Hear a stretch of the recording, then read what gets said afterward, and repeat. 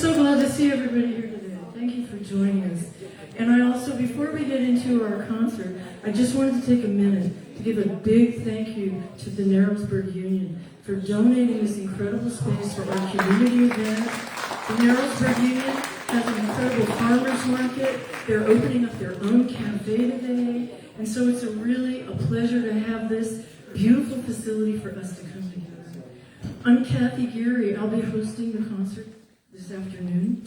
And, why are we having this concert? Sing it loud. And notice the word sing in the title. I want you to all roll that over what it means, sing it loud. Okay, think about that. So the idea is that we need to come together. Right now, we are being challenged with so many fundamental changes to the structure of our government, to the programs that affect every single one of us in our everyday lives. And a lot of people are kind of scared. A lot of people are feeling like, let's stand up and do something. There's a lot of people who just are not following the newspapers, they're just going along. And those people are not here today. So, it's a lot to absorb. If you agree with some of the changes, or you disagree with a lot of these changes, it's a lot to absorb. And what is most important for me is that we realize that as together, as a community, as we come together, that is really where we have our power. Every single one of us has the power with our vote and with getting in touch with your representatives and telling them what you think, what you want them to do to represent you. Because, guess what? They're public servants. They are public servants. Even the president is a public servant. Maybe somebody should have mentioned that to him. He works for us. He works for us. So, songs of protest. The Rolling Stone published a list of the 100, you know how they publish those lists of songs? The 100 best protest songs. And there's a woman that I had never really met before until today, just a few minutes ago. Her name is Jane Bollinger. She's here with us today. Thank you, Jane. And she saw that list, and I don't know exactly, we didn't have much time to talk, but I think it started her thinking, wow, we should have a concert of protest songs. So she contacted someone that she knew locally, and they contacted me, and we put this whole concert together, and now here we are. So, protest songs. There's a real specific genre of music that is a protest song. We've got a lot of rock and roll. Neil Young, the freedom songs that he's written. Now, a lot of musicians and rock and rollers do make political statements, but the protest song is a different kind of genre. It's a little bit more political, and it's relevant to the current events of the time. And in America, protest songs started here. Woody Guthrie, Pete Seeger, Bob Dylan. When Bob Dylan was 21 years old, in 1962, he wrote one of the most famous protest songs that I know. And when I heard about that list, I said, "We're blowing in the wind." That's got to be at the top of the list, doesn't it? It's got to be at the top of the list. You know that song. Your parents know that song. Your grandparents know that song.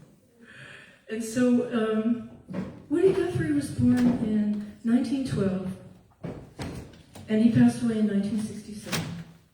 And he wrote there was an autobiography of Woody Guthrie called Battle for Padua. Now, I've always wondered, where did Bob Dylan get the inspiration for that line, blowing in the wind? That's such it's kind of ambivalent. What does it mean? Where did he get that idea? Well, there's a strong suggestion that in the Woody Guthrie autobiography, that what Woody said is he described that his political sensibilities are like newspapers blowing in the winds of the New York City streets and alleys. So Bob Dylan was 21 years old when he read that autobiography. So perhaps the title of Blowing in the Wind comes from Woody Guthrie's autobiography. I think that's an amazing fact. I just discovered that as I was preparing for the concert. So I'm going to pick up my guitar, and I'd like to invite Kevin Hannock to come out here on stage with me. And we are going to exercise our voices.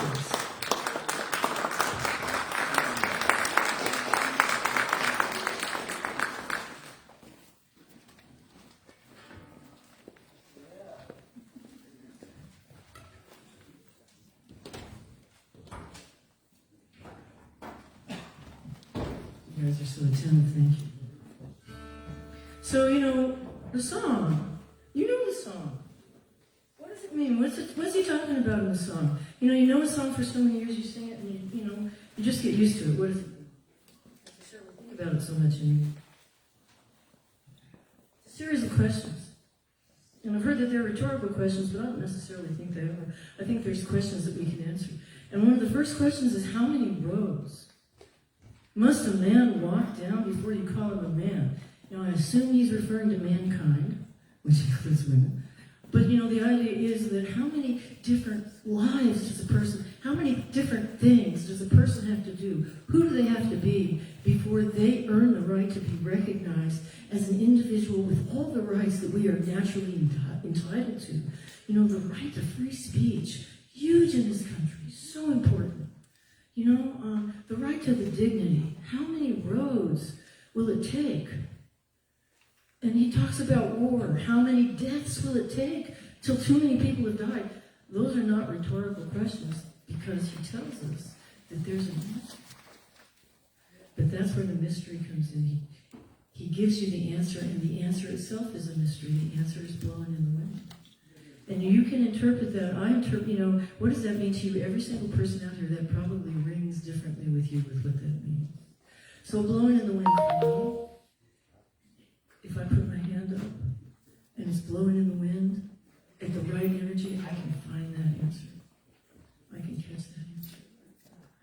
And the idea is that Bob Dylan was not arrested when he wrote that song. He wasn't arrested for speaking his mind and criticizing our government. And that's been an incredibly important value and right in America for years, hundreds of years. So right now, if I was a certain person in the wrong time and in the wrong place, and I said the words "Free Palestine," I could be arrested. And possibly depending on who you are. And I find that just, whoa. So it's important that we exercise our voices.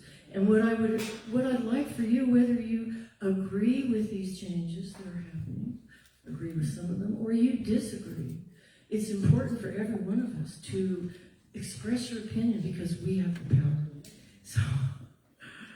So sing it loud.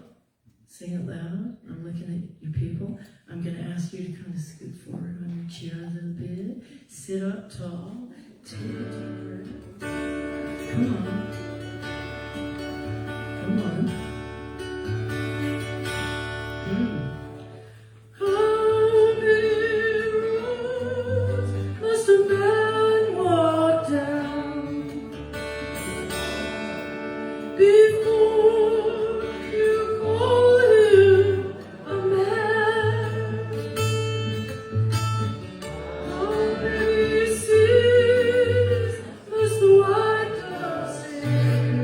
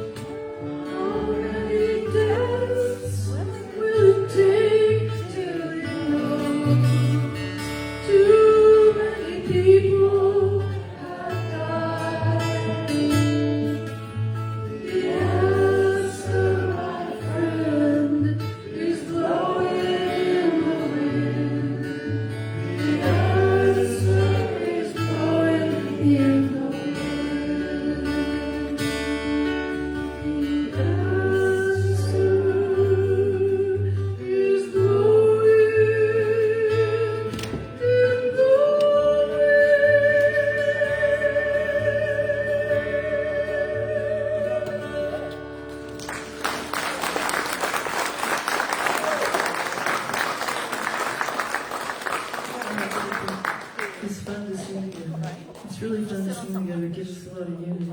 What a beautiful lyrical song. What powerful sentiments. Said so gently. Said so beautifully. And without sarcasm, because we know that Bob Dylan is capable of some pretty heavy sarcasm. So, protest songs. So that was 1962. When that song came out, it was 63 when it was released. Peter, Paul, and Mary made it famous. And then there was another young singer-songwriter from Canada, Joni Mitchell. If you know me, you know how much I love Joni Mitchell's music. So it was 1970, and she wrote a song called Big Yellow Taxi. And that was the same year that Earth Day was established. The idea of environmental activism began in 1970 when Earth Day was established. And when that Rolling Stone list of the 100 best protest songs came out, and I'm reading the list, I'm saying, well, how many of these do I know? I saw Big Yellow Taxi on there, and I'm like, what? That's a protest song? Well, it is a protest song, but it doesn't have to be sarcastic or angry, it's humorous. It's a humorous protest song. But underneath all of these songs, whether they are sarcastic or humorous or angry or whatever, there's a certain serious message that is always involved. So when Joni Mitchell wrote this song, Graham Nash, Crosby, Stills and Nash, Joni and Graham, they're in love. They fly out to Hawaii. They check in, you smell the flowers in the air, and Joni had never been to Hawaii. And they check into a hotel, and she's really excited in the morning because she wants to see how beautiful Hawaii is. And she opens the windows, pulls back the curtains in the hotel room. Parking lot. One giant parking lot. They paved paradise, and they put up a parking lot. Well, now, those same plans are being enacted for another little piece of property around the world. The Gaza Strip is a beautiful piece of property, good real estate. And I've seen some images of what it could look like if maybe all of those Palestinian people were just gone. Maybe we should starve them to death. Because then we can pave paradise, and we can put up some parking lots. So this song is also a sing-along song. Now come on, don't it always seem to go, you don't know what you got till it's gone, they pay paradise, but you can sing that with me, I know you can do it. I know you can do it, alright, okay? Come on. It's really good to see everybody. Really, thank you for being here.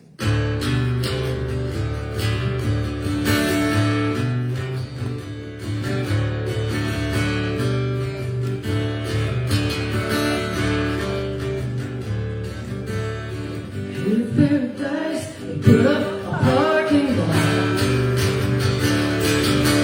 It's a big hotel, a boutique, that's a wicked hot spot. Oh, it always seems to go. You don't know what you got till it's gone. Paradise, put up a parking lot.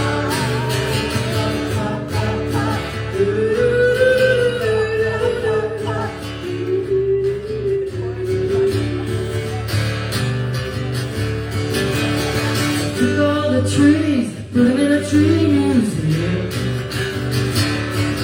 and they charge the people an arm and a leg just to see them.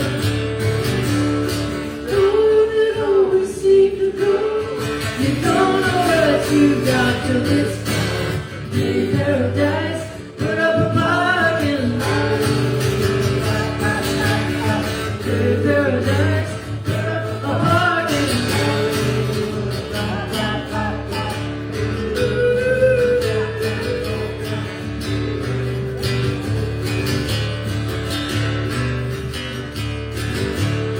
Hey, farmer, put away the DDT. Give me spots on apples, leave me the pears and the peas, please. It always seems to go. You don't know what you got till it's gone. In paradise, put up a parking lot. In paradise, put up a parking lot.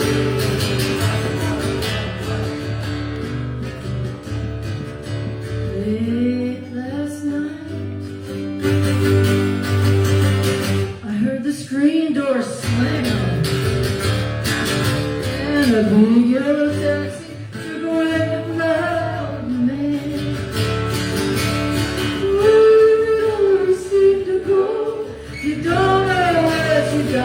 it's gone. They paved paradise, put up a parking lot. They paved paradise, put up a parking lot.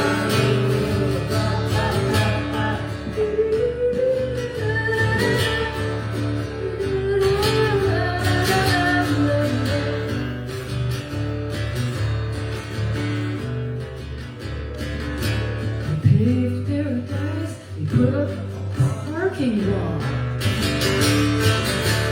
The big hotel, and a swinging hot spot. You don't seem to groove, you don't know what you got till it's gone. Paved paradise, put up a parking lot. Paved paradise, put up a parking lot.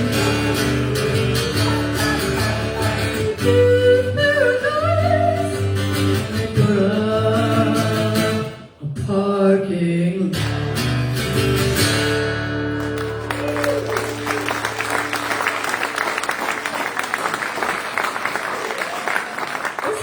It's good. It's fun. I'm going to say thank you to Kevin. Thank you, Kevin. Now.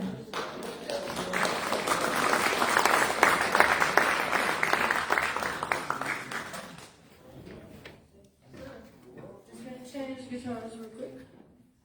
You don't want to listen to me sit here and tune. I'm changing guitars. So, that's the humorous song. So little protest song there. Nice and light. Fun. You don't know what you got till it's gone. Because, if we don't move fast, we can lose it. You don't know it. You take it for granted. You just go along. You might not read the newspapers. You don't watch TV. You just go along. Life is good. And all of a sudden, you don't know what happened. What happened? What did we lose? We lost our rights for free speech, for instance. Or maybe you lose your health care. There's a lot of things out there. So, when I think of the protest songs on that list, a lot of them are fairly historical. And a lot of the singer-songwriters from the 60s and 70s, they're still with us. But you know what? There's a younger generation out there. Surprise, surprise.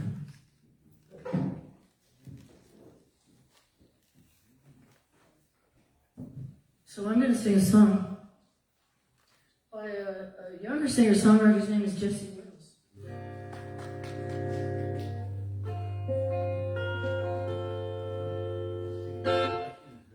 Okay, Jesse Wills, he's about 30 years old, and he's from the Ozarks in Arkansas. And I discovered him in early 2024. He started releasing songs on TikTok. And Gen Z has a lot to say. This is a very, very sarcastic song. An angry kind of song. Just as Bob Dylan was asking a lot of rhetorical questions in a very literary manner, this song answers a question. The title of this song is called War Isn't Murder. What? There's a lot of things that religions are based on, and one of the ones that I'm familiar with, maybe you've heard, that thou shalt not kill. Thou shalt not kill. That's pretty straightforward. There's no exceptions. You shouldn't murder other people. You shouldn't kill other people. How do we justify war? How do we justify it? I am paying for that war. You're paying for that war. And we've had, endless wars. Endless wars. So, Jesse Wells answers those questions. Now, he's talking about the war in Palestine, the Israeli-Palestinian conflict. But it could be interpreted on a much grander scale than that. But this song,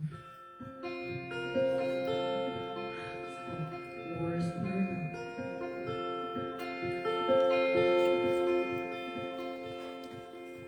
War isn't murder, good men don't die, children don't starve, and all the women survive. War isn't murder, that's what they say when you're fighting the devil. Murder's okay. War isn't murder, they're called casualties. There ain't a veteran with a good night's sleep. Let's talk about death.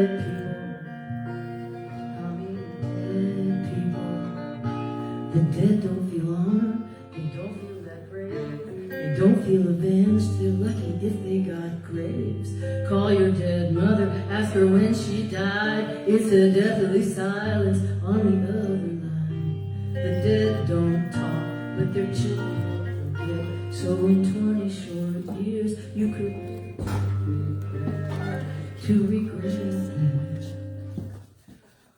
War isn't murder, there's money at stake. Hey, even Kushner agrees it's good real estate.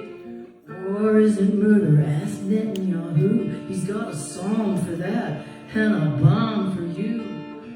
War isn't murder, it's an old desert faith. It's a nation-state sanctioned righteous hate. Let's talk about dead. I mean dead. War isn't murder, it's the vengeance of God. If you can't see the bodies, they don't bloat when they rot. And the flies don't swarm, and the children don't cry. If war isn't murder, then good men don't die. So in a short 20 years, when you vacation the strip, try not to think about the dead. And have a nice trip.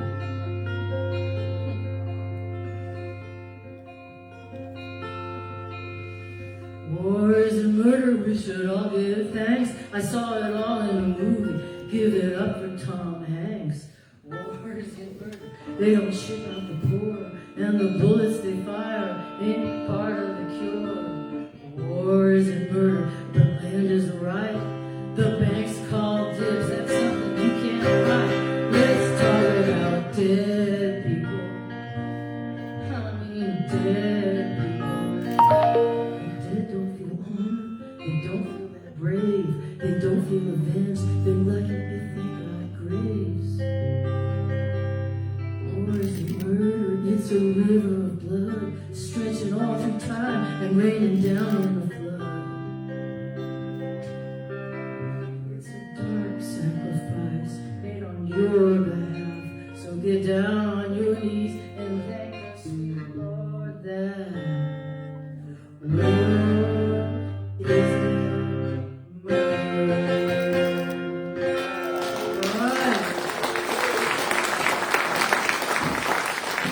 first statement. All right, it's a pleasure to have you here today. Thank you for coming. I'm going to clear the stage and we'll be right back with our next performance.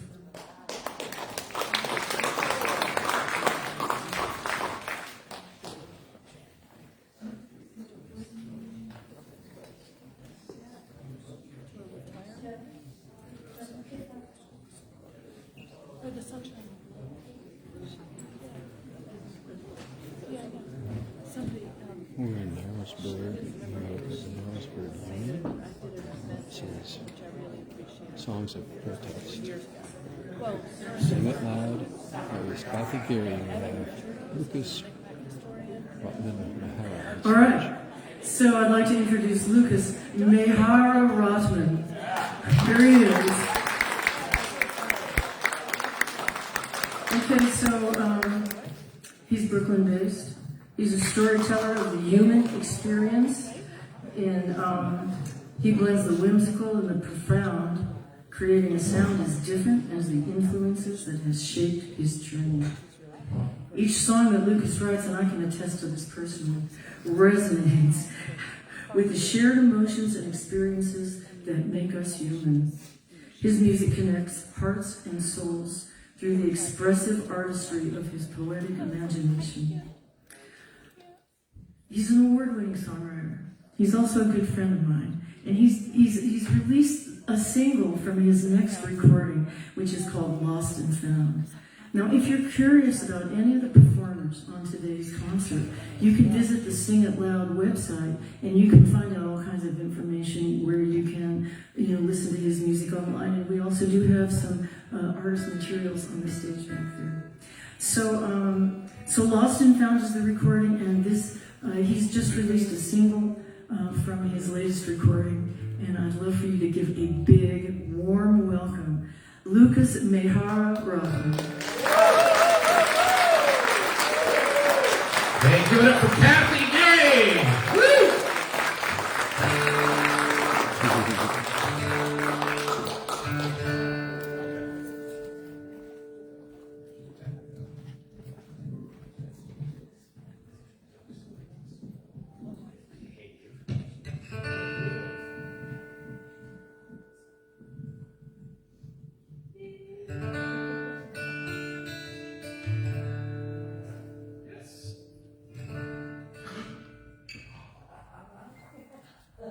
My day hasn't been made. Happy Jay and Kathy in the house. Woo!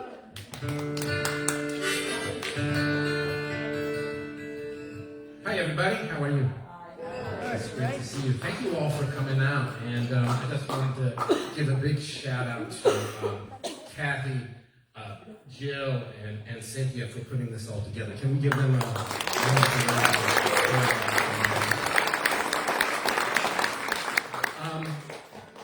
You know, protest songs have a long storied history, not just in the United States, but in the world. And you can go all around the world, and wherever you've had a movement for social justice, guess what? You got a song to go with it. And one of the amazing things is that, you know, I'm always hearing new artists. You know, I listen to the old ones. I listen to Woody Guthrie and Pete Seeger.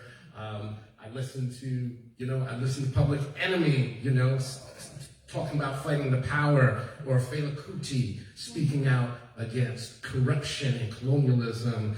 And most recently, I've been listening to Kneecap, that Irish rap group that's been speaking against the genocide in Gaza. So, you know, singer-songwriters have a long history of sort of like supporting and you know, and sort of bringing people together to fight the good fight. And I want to thank you all out here, you all, for being here, because you're not just here to sing, you're going to do more stuff when you go home, right? Right? You're going to march, right? You're going to protect our communities that are under attack, right? All right? This is called a ride.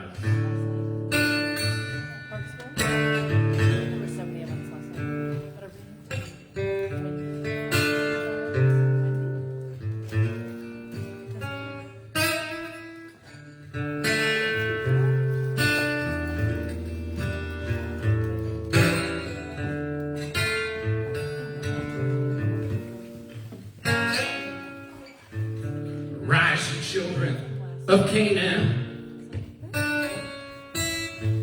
sons and daughters all, rise, children, arise, ye, Zion's distant call.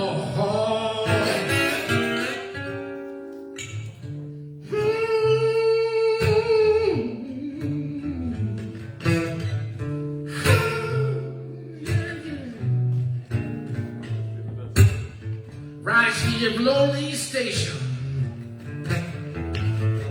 arise ye of humble birth. You cast away your nations, come to sanctify the earth. Spread these streets across the plain, the sky and covenants of shame.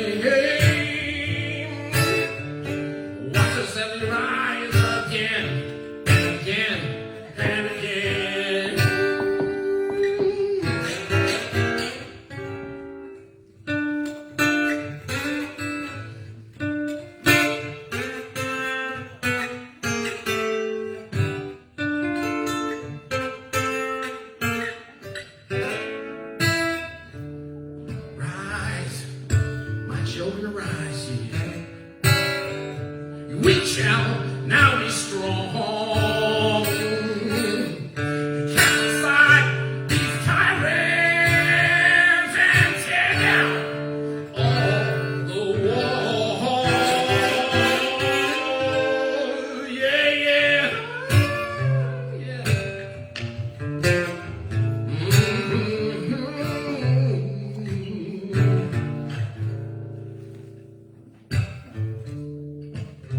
Lately in the river Jordan, anoint me in the sacred oil, wrap me in the cloak I was born in, or lay me down in freedom soil. Spread these seeds across the plain, starting covenants of shade.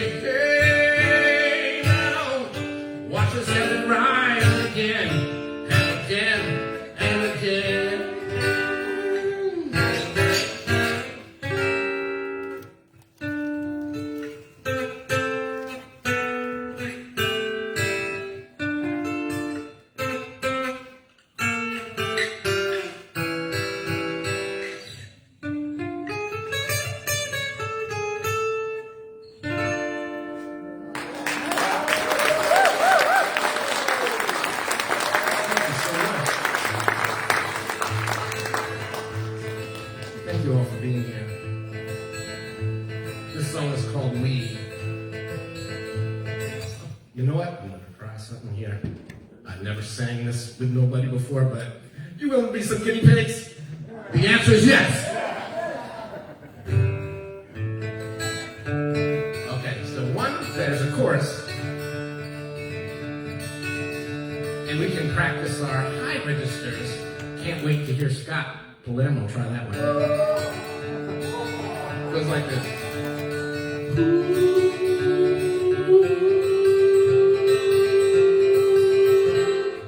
Try that with me. 1, 2, 3, 4. Nice.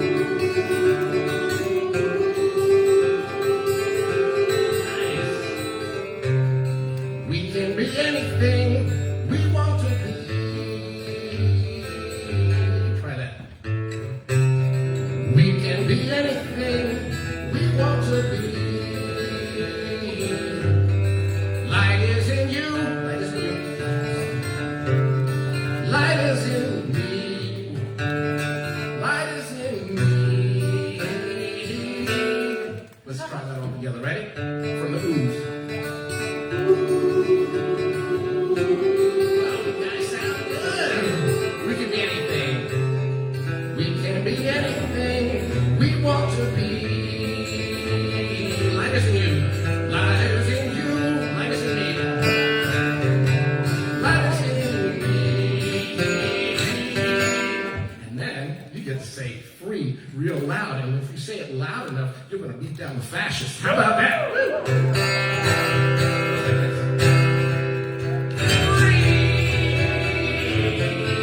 Try that with me. Come on now. Give me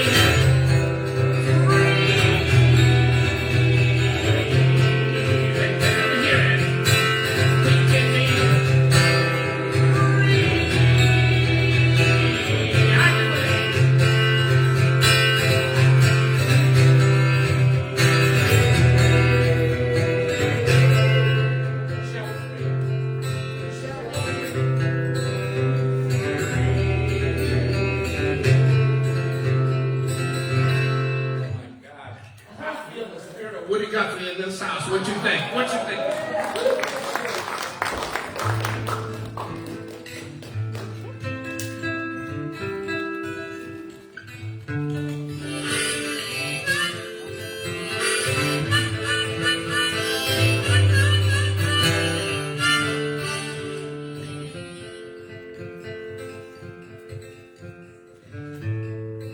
Trim the child grass, the mother's silver cross.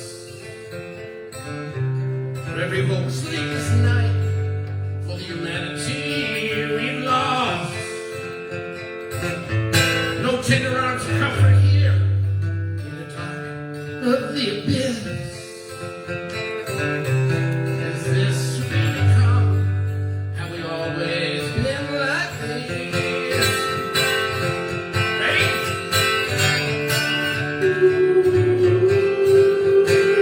Sound good. We can be anything. We can be anything we want to be. Light is in you. Light is in you. Light is in me. Light is in me.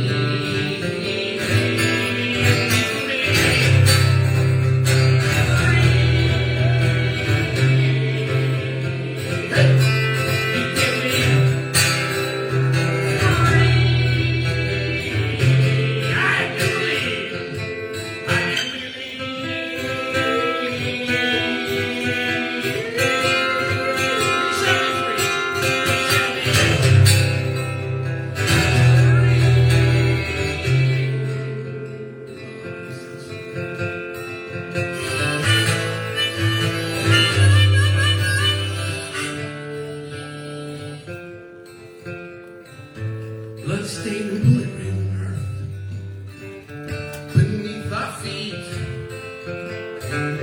Light another candle for the ones who no longer speak. Open me that place behind the neck of those who yearn to breathe. Is this who we become? Who we will always be. Here we go.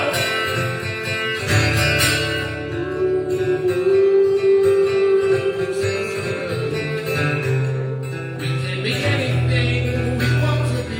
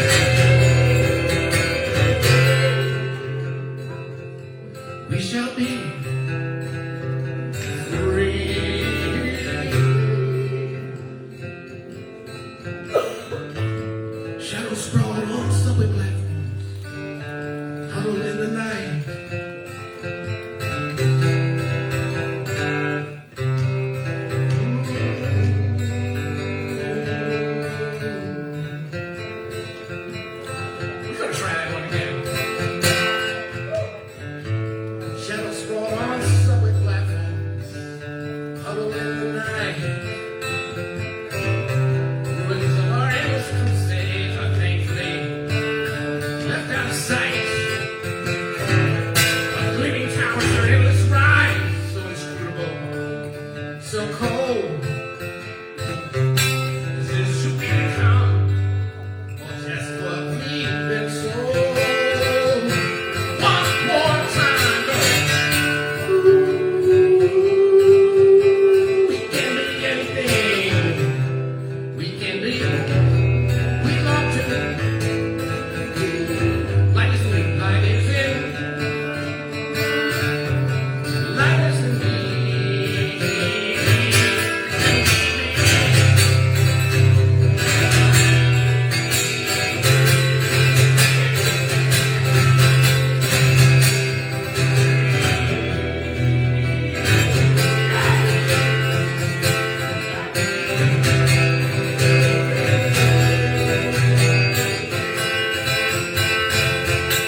We shall be free.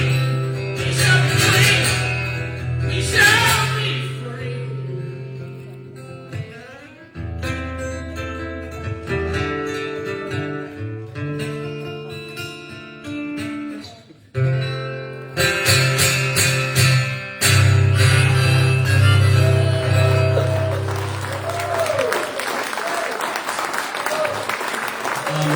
I'd like to bring out a new friend of mine who I just got to know, the amazing songwriter, musician, and also happens to be my guitar teacher now, Wictor.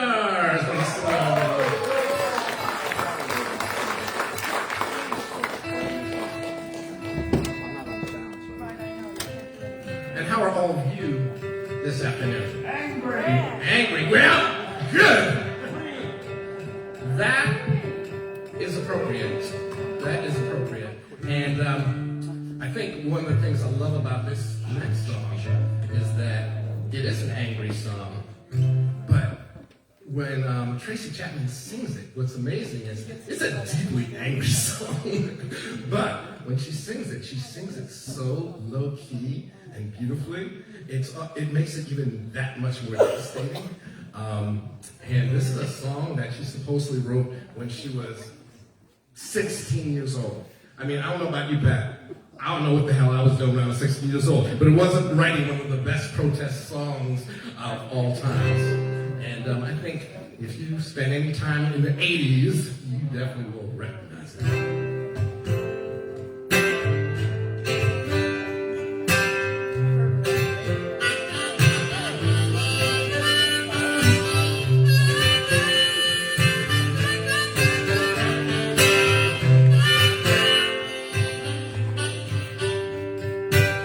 Don't you know, talking about a revolution sounds like a whisper.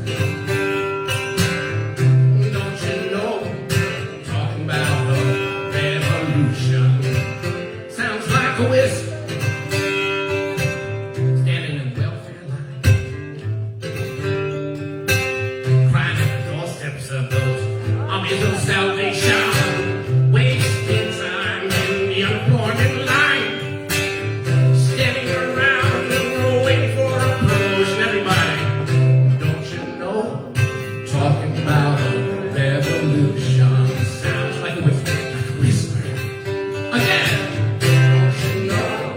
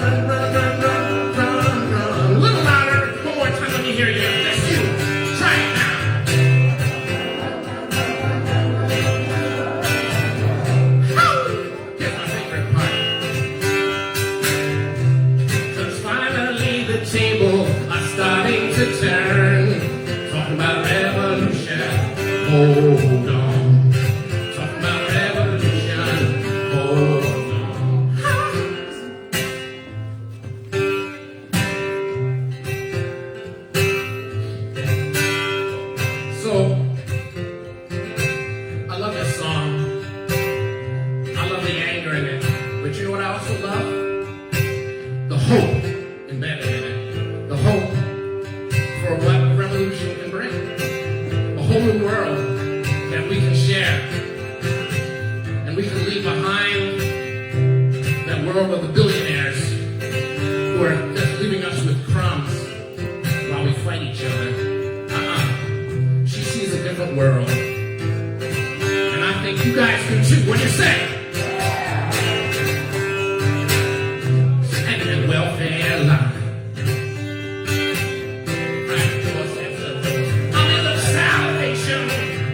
Wasting time in the appointed line, standing around waiting for a promotion. Everybody, don't you know?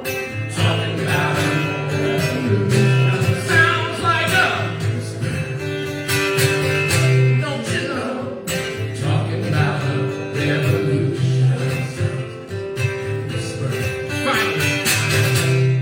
Finally, the tables are starting to turn.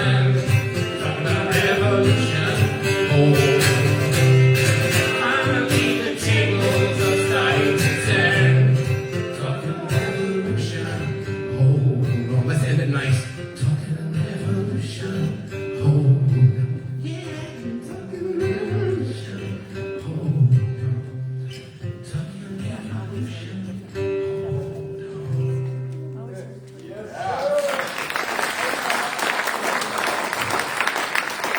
Thank you all so much for being here.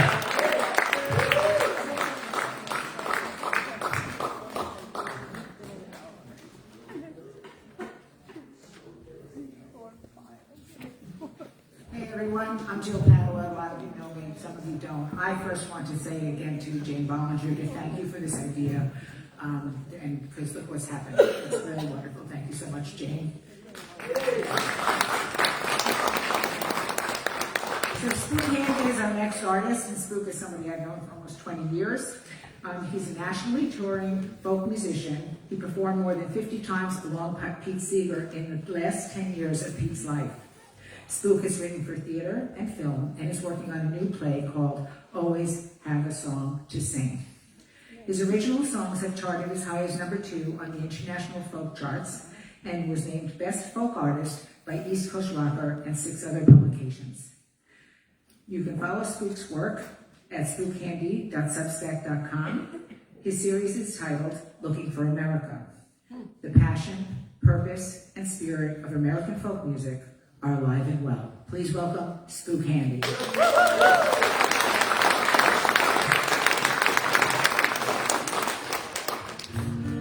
Hello, friends. Hi. Well, I can hear and I can see that you folks like to sing. And this is a very good thing. And so what I'm going to do is I'm going to change my setup a little bit here. I'm going to do 2 songs instead of 3, and they're going to be both sing-alongs. And we're going to save one of the songs for the finale at the end, so we can all sing. Pete Seeger told me, and as he told so many other folks, that if human beings are going to be on this planet in any sizable number, in 50 years from now, and now I'll say 38 years from now, it'll be because we remember how to sing. Other time he said it's because we will remember how to cooperate, how to participate, how to work together, but aren't they all the same thing? So Thomas Jefferson wrote in 1776, one of the most important political documents, most cited political documents ever written. And in this document, as we all know, the Declaration of Independence, he talked about 2 things. The second thing he talked about was why America was forming its own country. And the reason why was because we had grievances against the king. But the first part of the document, he talked about the justification for doing so. And that justification was based in the philosophy of the Enlightenment, that people who act responsibly don't need to be told how to run their lives by kings. Amen. Or queens or princes or popes or imams or rabbis. That through representation we can govern ourselves. And that there are certain inalienable rights, such as life, liberty, and the pursuit of happiness, and that all men are created equal. And 7 years ago, Abraham Lincoln flipped the script. He said, no, the folks down there in the Confederacy don't have a right to form their own country based on grievances, especially when their grievances are counter to the values that were written into the Declaration of Independence. He said that the reason our country was formed was because we were dedicated to the proposition that all people are created equal. And today, our nation is faced with the challenge, whether we want to continue with that proposition or whether we want to sit back and let an autocrat turn this country back into a dictatorship and make himself king. No. So we have all kinds of tools to use. Pete Seeger wrote about the hammer of justice, the bell of freedom, in a song that we sing. And a friend of mine said to me, he said, you know, have you seen what those, and this is what my friend said, I wouldn't use this language myself. He said, have you seen what those morons down in Washington are doing to the hammer of justice? He said, he said, well, have you seen what they're doing to justice and freedom? Forget about love. It's all about grievance and retribution. He said that they've completely broken the hammer of justice. And I told my friend, I said, well, they think they have. But they're in for a rude awakening. Because I said those very same words to Pete Seeger myself many years ago. And you know what Pete said to me? He said, they can't break the hammer. Because you and me, and not just everybody here, but thousands, tens of thousands, hundreds of thousands, millions of people embody the principle of justice. We are the hammer of justice.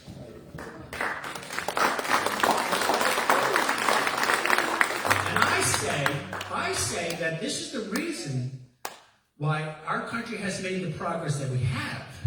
Because so many generations, especially those from the 1950s, 60s, and 70s, they took that literally. That this land was made for you and me. That we shall overcome.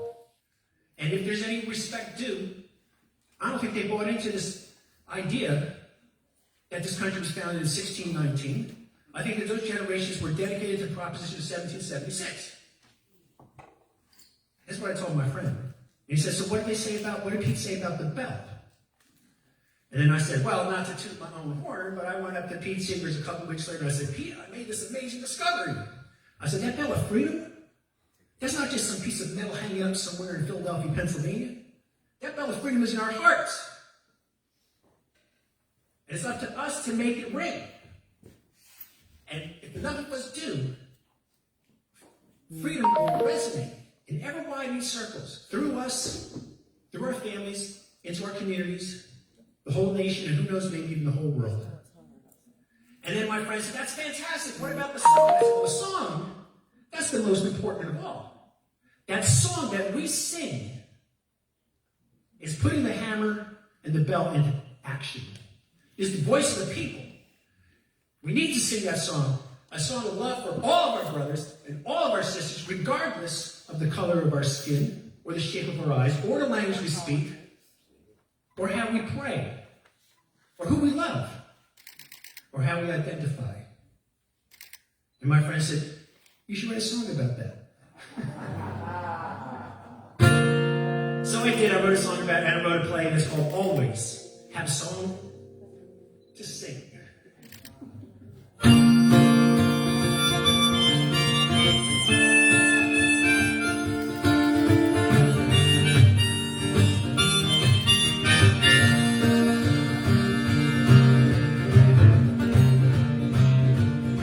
If you could break the hammer of justice, defy democracy, gag the press, make arrests, I would still be free. 'Cause the bell of freedom in my heart will always have a place to ring, and will always, always, always have a song to sing. Here's the chorus. Always, always, always have a song to sing. Can you guys sing that? Always, always, always have a song to sing. The bell of freedom in my heart will always have a place to ring. Bell of freedom in my heart will always have a place to ring, and will always, always, always have a song to sing.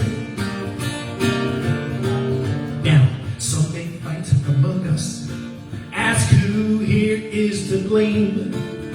Some will cry and wonder why, but let's not play that game.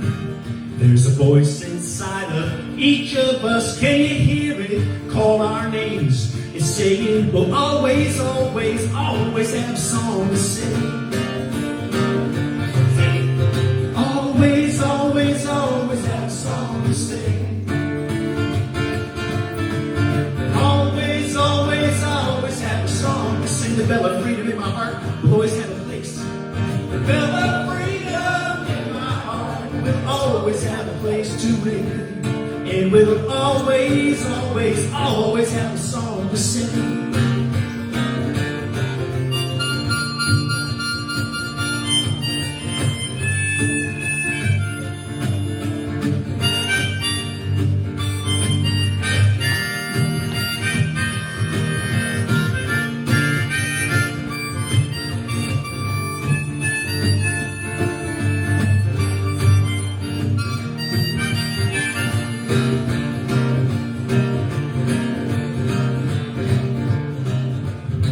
In this darkest hour, there is no time to hide. So let's stoke our inner fires and keep the flame alive. If we raise our voices up as one, we will not be denied. And we will always, always, always have a song to sing. Always, always, always have a song to sing. I sound really good. Always, always, always have a song. The bell of freedom in my heart will always have a place. The bell of freedom in my heart will always have a place to ring. It will always, always, always have a song to sing. You guys, you folks, are fantastic. Even just for coming out, give yourselves a big round of applause. I'll bet you can sing that chorus all by yourselves. Here we go. Always, always, always have a song to sing. Always, always, always have a song to sing. The bell of freedom in my heart will always have a place.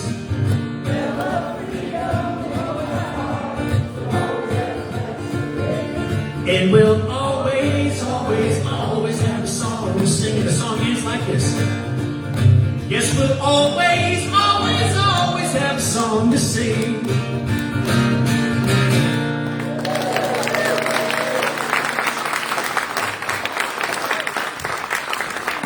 Right.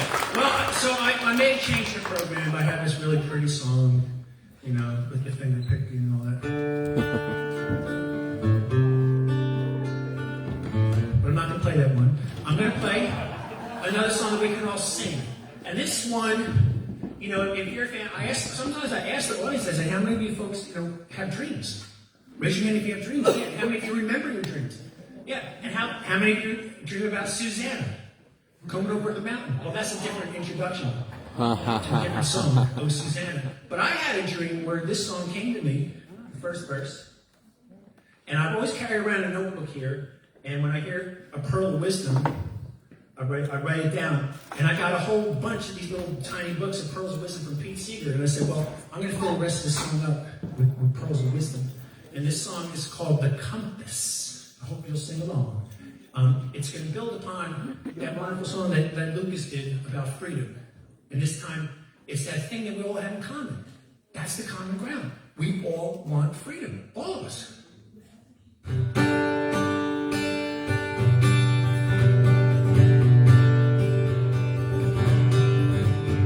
I hear the songs you're singing. They're coming from your hearts. Yes, they're coming from the same place.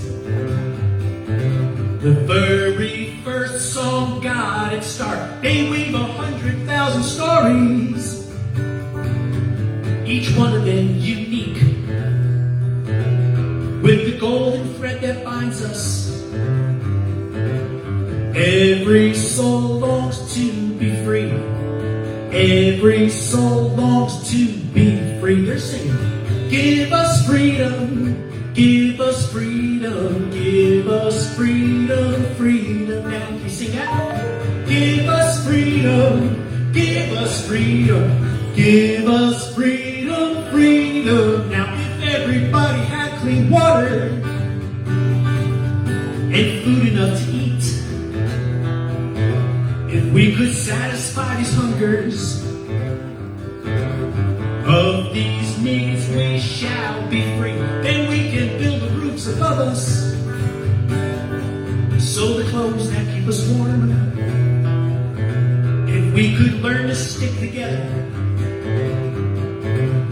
we could weather any storm. What's that? We could weather any storm. Say it. Give us freedom, give us freedom, give us freedom, freedom now. Give us freedom, give us freedom, give us freedom, freedom now.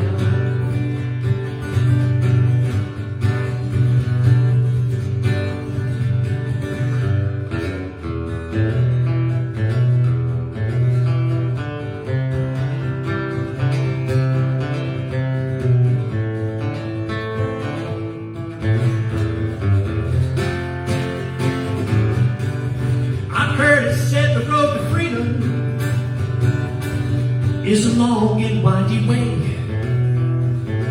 and that we need a proper compass so we don't all run astray. What does it matter where we find it? From within or from above, we will know the tool is worthy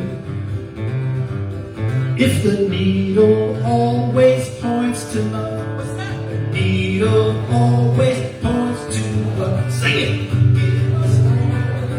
Give us freedom, give us freedom, freedom. Give us freedom, give us freedom, give us freedom, freedom. Now this last part of the song I might get in big trouble for, because it talks about a diversity of different places where we can find that compass.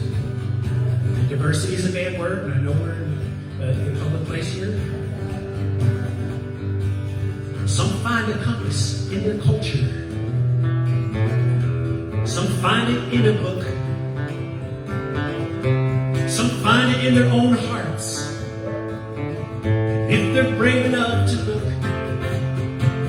Some find a compass out in nature. The rivers and the trees. Some see it in their neighbors. Hear it in the songs we sing. What does it matter where we find it? Within, without, from above. We will know the tool is worthy if the needle always points to love. What's that? The needle always points to love.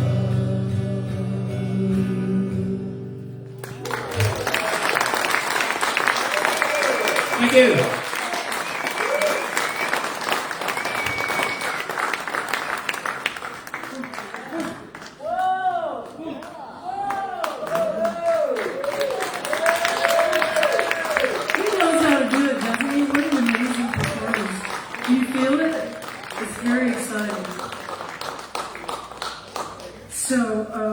We have a really special guest coming up next. I call her Cat Scott. You know Cat Scott?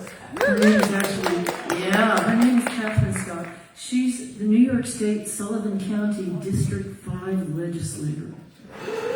She serves as the chairman of the Health and Human Services Committee, the vice chairman of the Government Services, a legislator in Human Resources, Planning and Community Resources, Veterans and Executive Committees. She's active. So it's really amazing to have her here today. I think it's important that our representatives come into face-to-face contact with their constituents, and she's happy to be here today. And not only do we welcome Cat Scott to the stage, but we also have a special guest. You'll be finding out who this mystery man is shortly. So I'd like to welcome Cat Scott to the stage.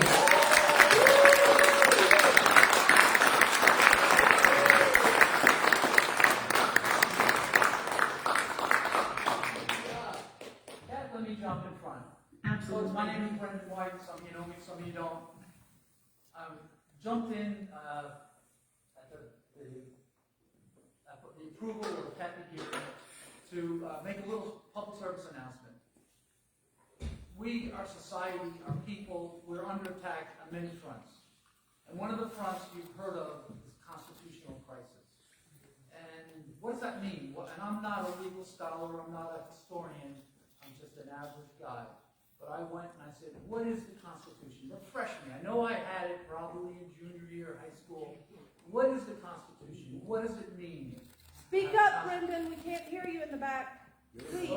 Give him a mic. Okay, I'll speak up a little louder. What is the Take the Constitution? Get a mic. All right.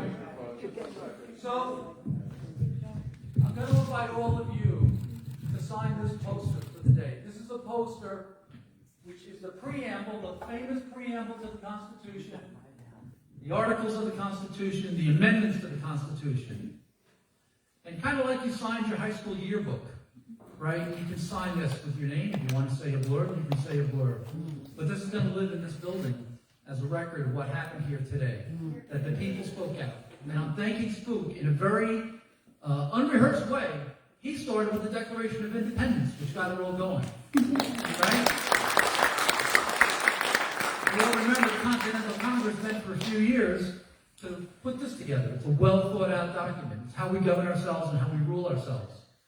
And it's the rule of law that everybody lives by. Everybody, from the top person, from the president, to the newest immigrant. This is the Constitution that we live by. And just to rehearse or to rephrase the famous beginning, you want to bring this over to Kat to... Brenda, you wanted to tell everybody about the art exhibit you have coming up also. So, thank you. So, we're hosting an art exhibit here. It's being curated by Brandy Marola, who some of you know. We do art in the hallways. You see the art in the hallways.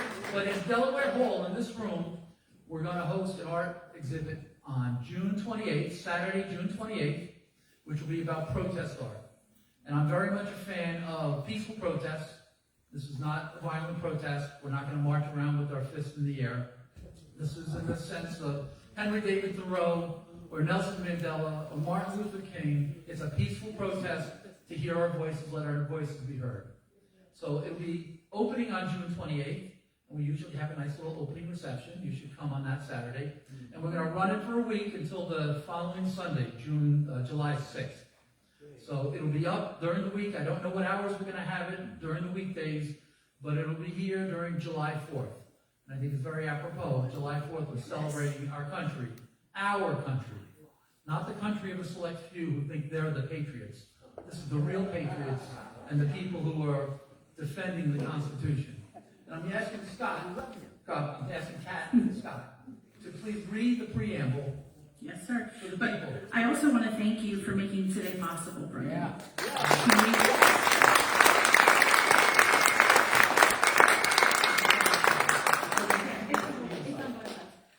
So, we, the people of the United States of America, in order to form a more perfect union, establish justice, ensure domestic tranquility, provide for the common deference, promote the promote the general welfare, and secure the blessings of liberty to ourselves and our posterity. Do ordain and establish this Constitution for the United States of America. That's it. We didn't memorize it in high school. We memorize it now and pull that out of your hat when somebody challenges you. There are 7 articles that were, I believe, also written by the Continental Congress. A number of amendments, 27 amendments that have been written by our people, our government, over the last 250 years.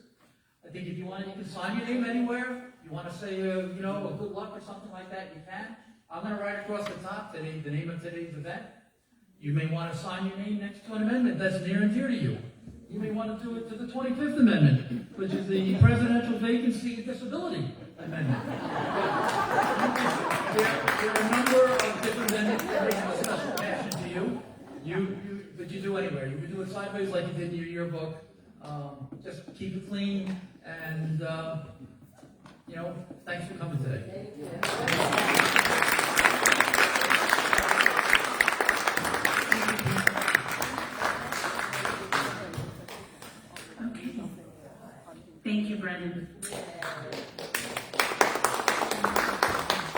Good afternoon, my fellow Americans. Thank you for the opportunity to speak today, and I want to give a big shout out to the folks who worked so hard to bring this together. Thank you for your efforts, because this matters. So, how is everyone doing? All right, 150 days into this administration, how are we really feeling? Yeah, we're living through some deeply challenging times. I know many of you, like me, have run the full gamut over the past 5 months of emotions: fear, frustration, resolve, and everything in between. And yet today I'm wearing an optimist t-shirt, not because things are easy, but because I believe optimism is a form of resistance. In the face of uncertainty and turbulence, I still choose hope. And yeah, my spirits are high, but not because of this administration, but in spite of it. We are living through some dark days, but there's one thing I know about my community, both here in Sullivan County and across this great nation. It's this: we are greater than our challenges. And sure, those challenges are considerable, but so the hell are we. Now, don't get me wrong. On the morning after the election, optimistic was the last thing I felt. Like many of you, I woke up to a result that was not just disappointing, it was terrifying. That fear quickly turned to panic, and I spiraled. My mind raced through consequences, and before I even got out of bed, I was physically ill. That's pretty dramatic, right? But then about 30 minutes after 30 minutes of panic, I heard a voice, a stern one that sounds suspiciously like me when I'm kind of over it, say, "Come on, pull yourself together. You are a white, cisgendered, middle-aged woman in upstate New York. There are people out there far more vulnerable than you are. You're not a trans woman in Kansas, or a pregnant person trying to access reproductive health care in Texas. You're not undocumented. You have privilege, so use it." That moment changed everything. Because I realized if I allowed myself to sink into despair, to wallow in dread, I was doing the administration's job for them. I was handing over my power. I was becoming an accomplice through inaction.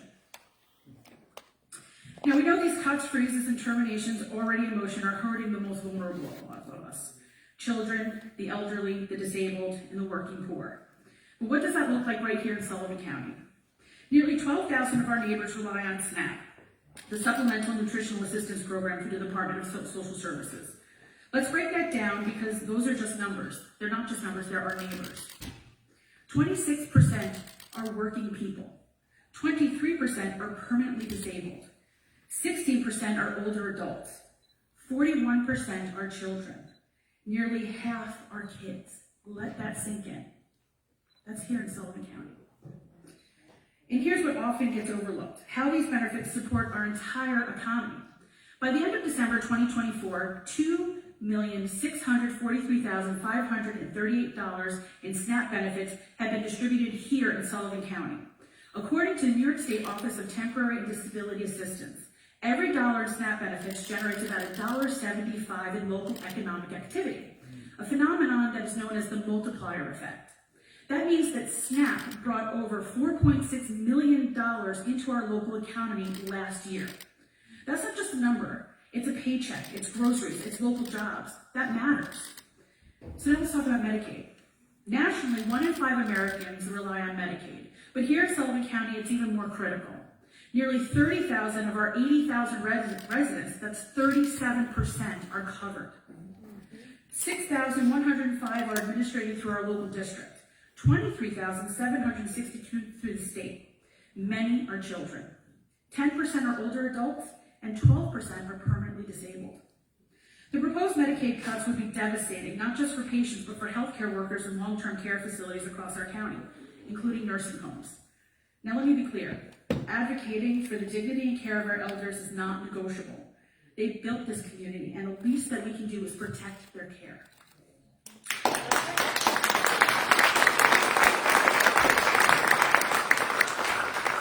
Cuts like these, they don't just hurt, they linger. The direct and indirect consequences will echo for years. So yes, my friends, we have our work cut out for us, but I know this crowd. You're up for it, and so am I. But policy isn't the only front line that we're in this fight. Hearts and minds are battlegrounds too. Now, I want to say something that might sound counterintuitive, maybe even controversial, but I'm asking you to hear me out. During times like these, when things feel unjust, upside down, and downright cruel, it's easy to want to be right. But now is not the time to be right. It's the time to do right. Some of the people in our lives, the ones who voted for, endorsed, and still support this administration, are also the ones who will be hurt the most by its policies. So what do? We give them the space and grace to change their hearts and minds. Not because they earned it, but because healing our nation depends on it.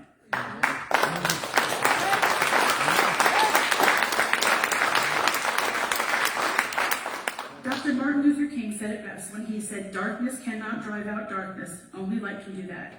Hate cannot drive out hate, only love can do that." That doesn't mean we excuse harm or forget injustice. It means we stay focused on what actually drives transformation. We need to give them time, not because we're soft, but because we're strategic. Let me be clear, this isn't about turning the other cheek or being the bigger person for show. And for the record, I don't turn the other cheek. This is about the work. It's about building bridges we'll need when the tide finally turns. It's about building bridges we'll need. It's about when the tide finally turns.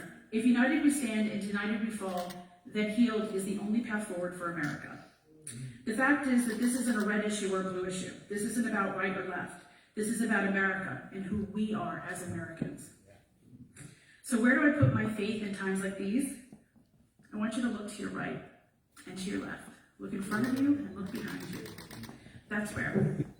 I put my faith in you, the good people of this country, this county, and the countless others doing the work. Some of that work makes the headlines, but much of it, quiet, behind the scenes, without fanfare, just grit, purpose, and love of neighbor. That's where the power lives, that's where the hope grows, and that's where change begins. Keep showing up, keep speaking out, and most of all, keep believing in each other. That's how we turn the tide, together, as a community. Thank you.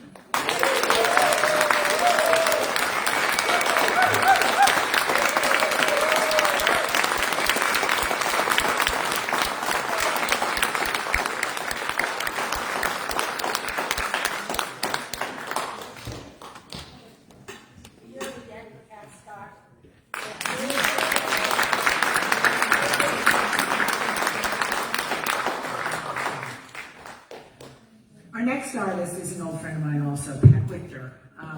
Pat currently tours solo and in a variety of duos, and is sought after a session musician and a music educator. As you've heard, he taught Lucas how to play. For 7 years, he toured internationally as one-third of Brother Sun. Some of you may have remembered I had brought Brother Sun to the area a number of times over the years. The powerful harmonizing trio with Joe Jenks and Greg Greenway. Pat's newest CD, Flair, a meditation on political division in America, was called Brilliant by WFUV's John Platt and climbed to #1 on the folk DJ charts. Without further ado, please welcome my dear friend, Pat Wictor.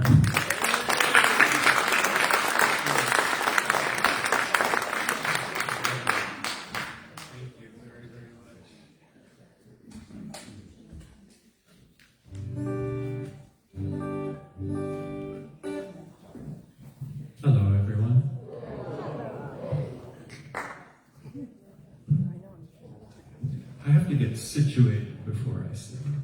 Okay,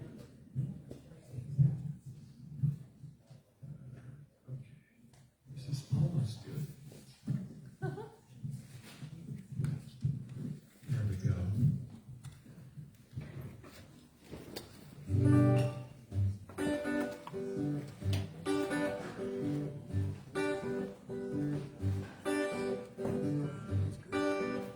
So this time that we're living through, is the guitar loud enough, by the way? Yes. Maybe move it up just a little hair? You're saying it's just perfect. Okay. This time we're living through, someday people will tell the story of these very times that we're living through right now. In a way, that story is being written by us, by what we do. So I was thinking about that, and I started writing this song, and it started coming out as a calypso, which is really too bad, because I don't know that much about calypso music. But I tried everything. I I tried to turn it into a funky blues. I tried turning it into a country song. I tried turning it into a beat poetry. Nothing would work. It kept coming out calypso. So if you all don't mind singing a little calypso with me. It's a very easy part for you guys. Your line is, how will they tell it? Try it. How will they tell it? And then you have a companion line, which is also the same words. How will they tell it? Sing it. How will they tell it? Well, that's pretty much all you need to know. Let's try it. Ready? When the story of our time is told, how will they tell it? Will they say that we were brave and bold? How will they tell it? Did our conscience stir much too late? How will they tell it? Will they say we lived in fear and hate? How will they tell it? Aren't we the ones who write this tale? Oh, were we strong or were we frail? Did we succeed or did we fail? How will they tell it? How will they tell it? You got the whole song now. Sound great too. Will they say that we were just and fair? How will they tell it? When the powerless cried out, did we care? How will they tell it? Did we greet our neighbors with a smile or a frown? How will they tell it? Did we let the loudest shout us down? How will they tell it? At our children's birth, will they know that we had put them first? Did we give our best or do our worst? How will they tell it? How will they tell it? Man, you guys are such great singers. This next section is the scat singing section, so have some fun with it. Ready?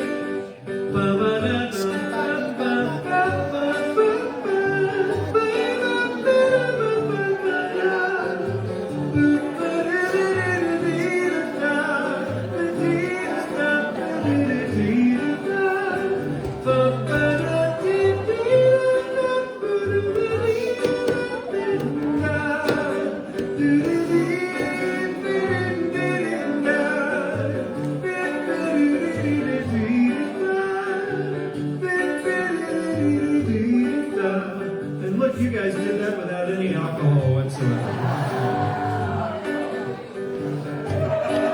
You're right, I don't know. Will they say that we were kind and wise? How will they tell it? Or were we silent in the face of lies? How will they tell it? Did we sacrifice for the good of all? How will they tell it? Or did we just build fences and more walls? How will they tell it? We can work together or we can fight, but we all know which way sheds more light. The story now is ours to write. How will they tell it?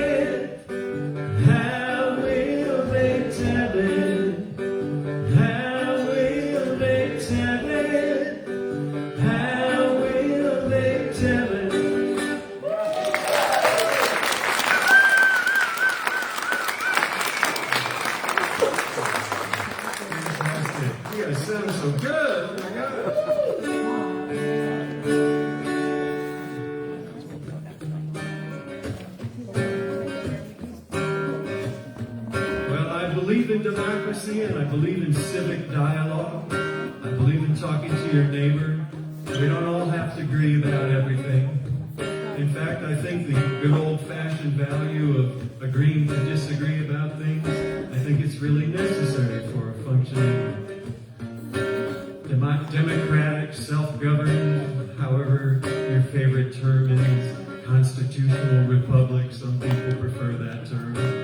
It all amounts to the same thing, a society of free people choosing their leaders and holding them accountable, and voting them out if they don't like how it's been going.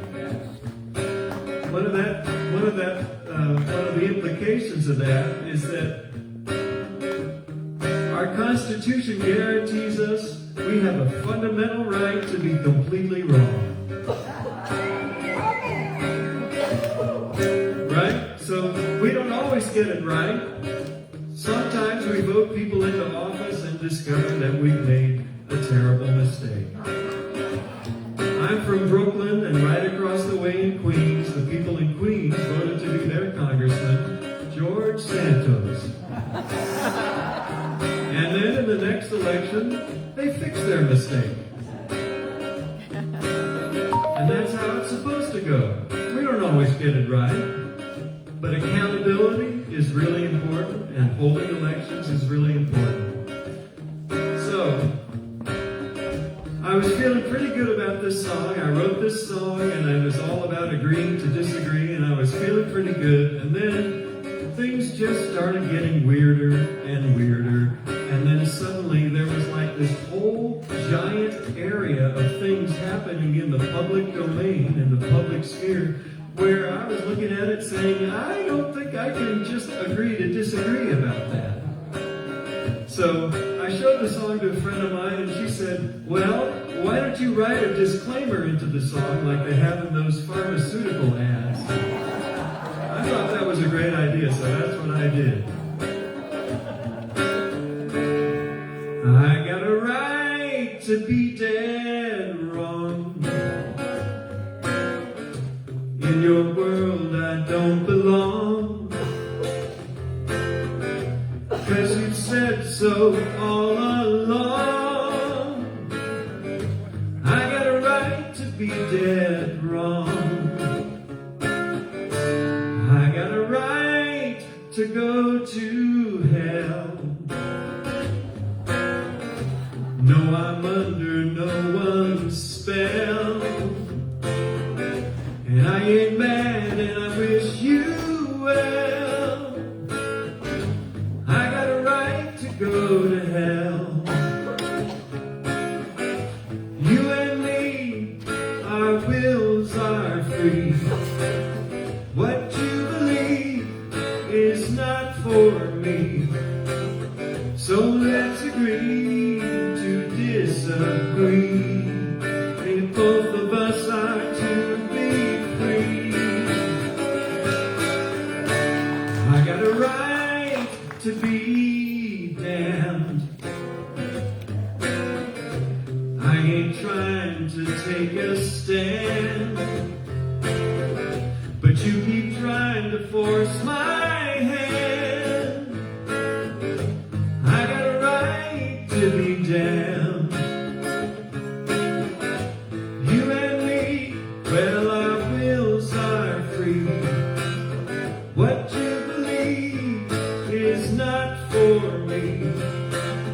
So let's agree to disagree. If both of us are to be free. We got a right to be dead wrong. Hope we can still get along. We're each singing our own songs. We got a right to be dead wrong. The civic virtues contained herein are rendered null and void in cases of insurrection, attacks on the Constitution and constitutional rights, extreme gerrymandering, sycophantic enthusiasm for foreign autocrats, bad faith, trolling, mindless repetition of disinformation, callous disregard for the truth, bigotry and discrimination. If you're experiencing any of these symptoms, check and replace your sources of information immediately.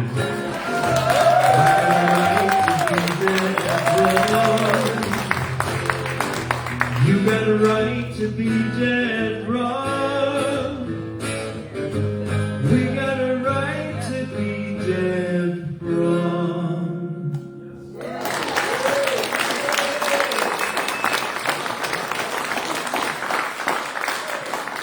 Thank you.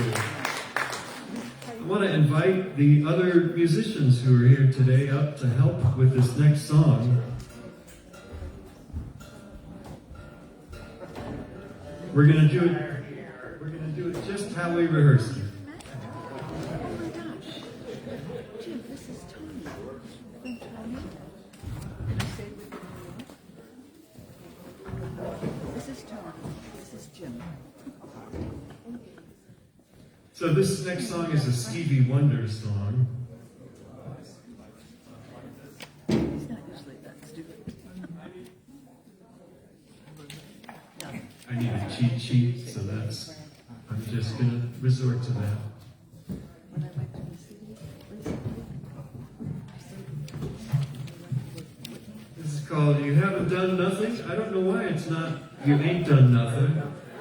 It's a little strange to have one part of it be sort of slang and then the other part be proper grammar. Not entirely sure why the grammar is mixed on the title, but You Haven't Done Nothing. And Stevie, of course, wrote this, I guess, at that time Richard Nixon was president, who foreshadowed some of what we're experiencing now. But I think he was more also pointing out also a problem that many of us feel. I think this song was aimed at both parties, at all politicians, because this was the sound of someone saying, you're not listening to my community. And I think that's not really necessarily a partisan problem. I think it's a problem we have all across the board in certain ways. We got to get folks to listen. We have one state legislator here today who is listening, and we're so grateful for her. We appreciate it. Thank you. Okay, so let's do this. So there's a very easy sing-along part. Everybody can do it. The lyrics are do-do-wop. Think you can manage that? All right, let's do it. And just pick a note. You can dance. Sing it. Do-do-wop. Do-do-wop. Do-do-wop. Excellent. Do-do-wop. Do-do-wop. Do-do-wop. Once you get started, it's definitely hard to stop. We are amazed but not amused by all the things you say that you'll do.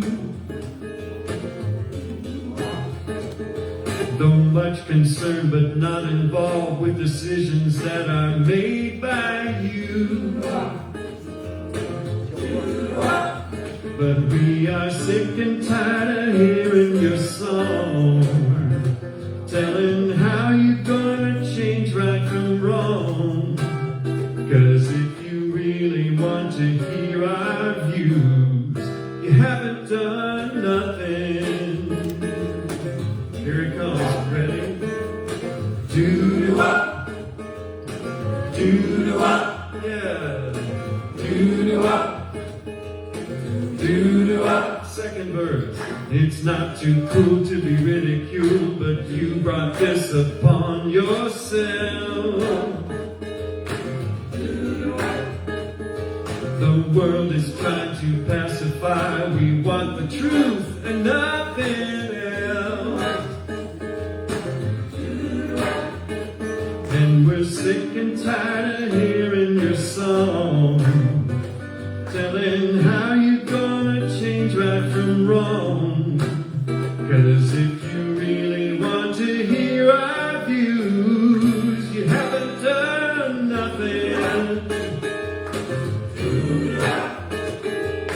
Do-do-wop, do-do-wop, do-do-wop, do-do-wop. Third verse. to wake up to the nightmare that's becoming real life. But when misled, who knows, a person's mind can turn as cold as ice. And we're sick and tired of hearing your song, telling how you're changing right from wrong. 'Cause if you really want to hear our views, you haven't done nothing. Do-do-wop, do-do-wop, let it sink in. Haven't done nothing. You haven't done nothing, nothing. Do-do-wop, do-do-wop, do-do-wop, do-do-wop, do-do-wop.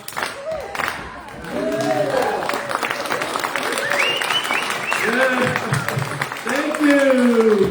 You guys are awesome! You guys are awesome!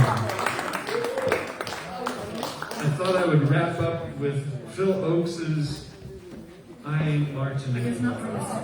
Oh, yeah. Phil Oakes, of course, one of the great, he was called a protest singer. He actually did not embrace that term. He called himself a topical singer.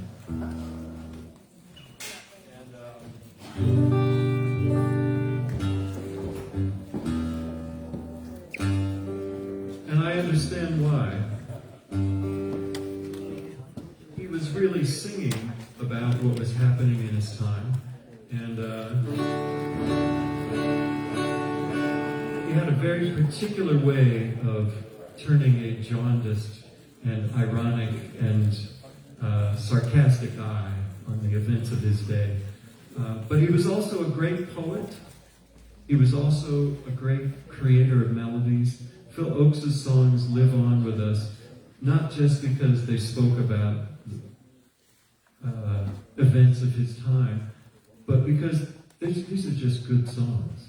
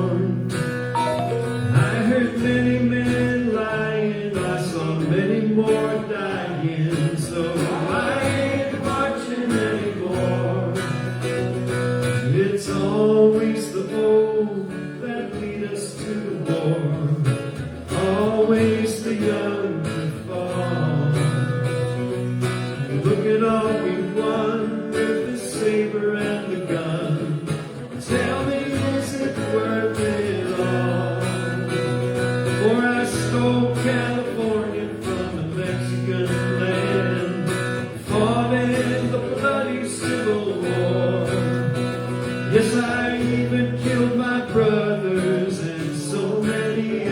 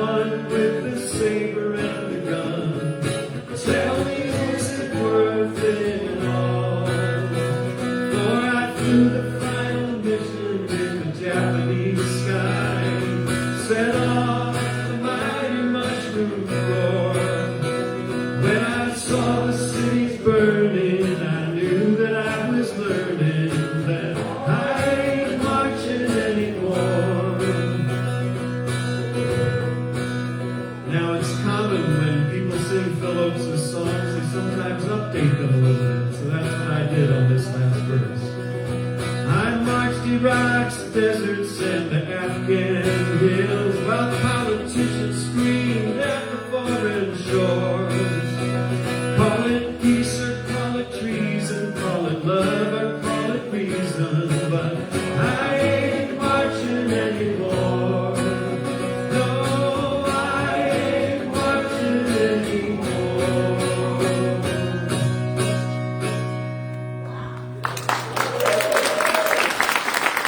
Thank you all so much.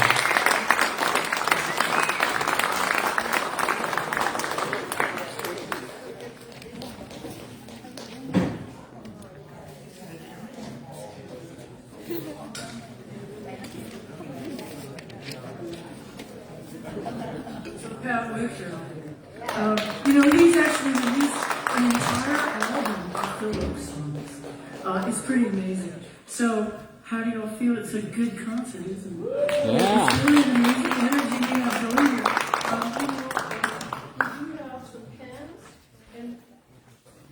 We have some pens, and we're going to take a short intermission. It says 15 minutes in the program, but we're running a little over.